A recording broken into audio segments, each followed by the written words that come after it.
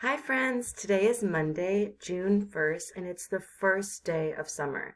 And I wanted to leave you guys this message to tell you how proud I am of all the things that you accomplished in first grade.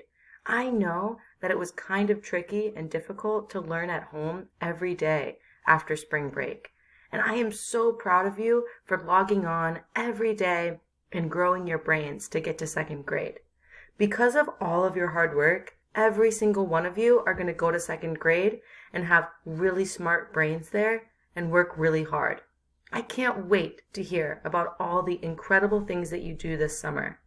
Really, I want you to stay safe, spend time with your family, and keep growing your brains and read a lot of books so that when you get to second grade next year, you have a really, really good time. I can't wait to see you next year. Have a great summer!